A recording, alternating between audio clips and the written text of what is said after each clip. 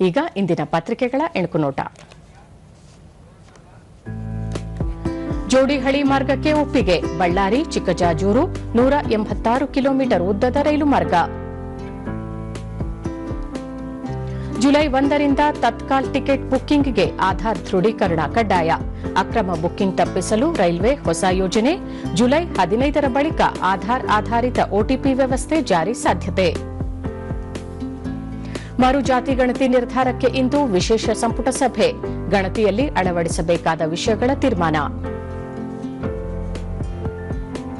Deemed forest ಮರು survey ವರದಿ ಸಲ್ಲಿಸಿ ಅಧಿಕಾರಿಗಳಿಗೆ ಸಚಿವ ಡಾ ಎಚ್.ಸಿ. ಮಹದೇವಪ್ಪ ಸೂಚನೆ.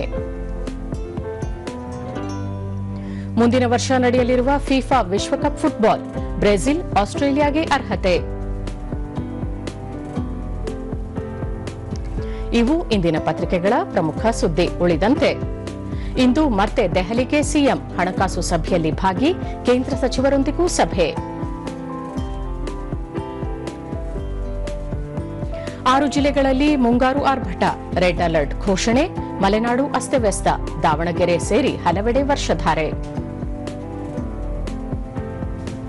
ಜಿಲ್ಲಾ ಪ್ರವಾಸಕ್ಕೆ ದಿನದ ಪ್ಯಾಕೇಜ್. ಪ್ರವಾಸ ಕೈಗೊಳ್ಳುವವರಿಗೆ ಅವಕಾಶ.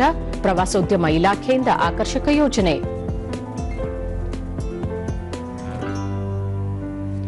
ಹೊಸ ಸ್ಮಾರ್ಟ್ ಕಾರ್ಡ್ ಯೋಜನೆಗೆ ವರ್ಕ್ ಆರ್ಡರ್. ಸಿಗಲಿದೆ ಕ್ಯೂಆರ್ ಕೋಡ್ ಆಧಾರಿತ ಡಿಎಲ್, ಆರ್ಸಿ. ನಕಲಿ ಕಾರ್ಡ್ ಸೃಷ್ಟಿಸಲಾಗದಂತೆ ಹೈಟೆಕ್ ತಂತ್ರಜ್ಞಾನ. ಪ್ರತಿಭಟನೆ ತಡೆಗೆ ಲಾಸ್ ಏಂಜಲೀಸ್ನಲ್ಲಿ ಕರ್ಫ್ಯೂ. ಮತ್ತಷ್ಟು ಪ್ರದೇಶಗಳಿಗೆ ವಿಸ್ತರಿಸಿದ ಜನಾಂಗೀಯ ಹಿಂಸೆ. 5ನೇ ದಿನವೂ ಉದ್ವಿಗ್ನತೆ ಮುಂದುವರಿಕೆ.